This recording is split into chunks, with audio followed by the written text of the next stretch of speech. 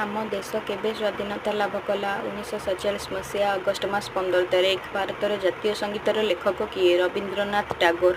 ଭାରତୀୟ ଜାତୀୟ ପତାକାର ନାମ କ'ଣ? ତ୍ରିରଙ୍ଗା ପତାକା। ଭାରତୀୟ ଜାତୀୟ ପତାକାକୁ କିଏ ଡିଜାଇନ୍ କରିଥିଲେ? ପିଙ୍ଗାଲି ଭେଙ୍କୈୟା। ଜାତୀୟ ପତାକାରେ ଥିବା ଚକ୍ରକୁ କେଉଁ ଚକ୍ର କୁହାଯାଏ? ଅଶୋକ ଚକ୍ର। ଅଶୋକ ଚକ୍ରରେ କେତୋଟି ଅର ଅଛି ଏବଂ ଏହା କେଉଁ ରଙ୍ଗର? 24ଟି ଅଛି ନୀଳ ରଙ୍ଗର।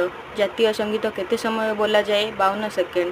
ସ୍ୱାଧୀନ ଭାରତର ପ୍ରଥମ ପ୍ରଧାନମନ୍ତ୍ରୀଙ୍କର ନାମ କ'ଣ? ଜବାହରଲାଲ ନେହେରୁ। ତ୍ରିରଙ୍ଗାର ତିନୋଟି ରଙ୍ଗ କ'ଣ? କମଳା, ଧଳା, ସବୁଜ। ଅଶୋକ ଚକ୍ର କେଉଁଠୁ ଆସିଲା? ସାରନାଥ ଅଶୋକ ସ୍ତମ୍ଭରୁ। ଜୟ ହିନ୍ଦ ସ୍ଲୋଗାନ କିଏ ଲେଖିଥିଲେ? ସୁଭାଷ ଚନ୍ଦ୍ର ବୋଷ। ବନ୍ଦେ ମାତରମର ରଚୟିତା କିଏ? ବଙ୍କିମ ଚନ୍ଦ୍ର ଚାଟାର୍ଜୀ। ଗାନ୍ଧିଜୀଙ୍କୁ କିଏ ମହାତ୍ମାର ଆଖ୍ୟା ଦେଇଥିଲେ? ରବୀନ୍ଦ୍ରନାଥ ଟାଗୋର। ତ୍ରିରଙ୍ଗା କେବେ ଭାରତର ଜାତୀୟ ପତାକା ହେଲା? 22 ଜୁଲାଇ 1947 ମସିହା। ବିଶ୍ୱରେ ଭାରତକୁ ଛାଡ଼ି କେଉଁ ଦେଶରେ ଅଗଷ୍ଟ 15 ପାଳନ କରାଯାଏ? ଦକ୍ଷିଣ କୋରିଆ। ଜାତୀୟ ପତାକାର ଦୈର୍ଘ୍ୟ ଓ ପ୍ରସ୍ଥ କେତେ? 3:2।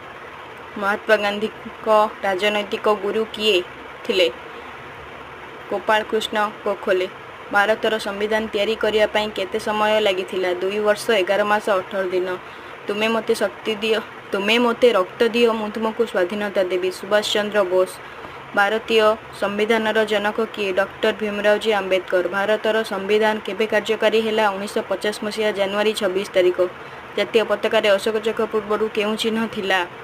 ଅରଟ। ବନ୍ଦେ ମାତରମ୍ କିଏ ଲେଖିଥିଲେ? ବଙ୍କିମ ଚନ୍ଦ୍ର ଚାଟାର୍ଜୀ। ଆମ ଜାତୀୟ ପିତା କିଏ? ମହାତ୍ମା ଗାନ୍ଧୀ। ଲାଲ ବାଲ ପାଲ କିଏ? ସେମାନଙ୍କ ପୂରା ନାମ କ'ଣ? ଲାଲ ଲଜପତ ରାୟ, ବାଲ ଗଙ୍ଗାଧର ତିଲକ, ପାଲ ହେଉଛନ୍ତି ବିପିନ ଚନ୍ଦ୍ର ପାଲ।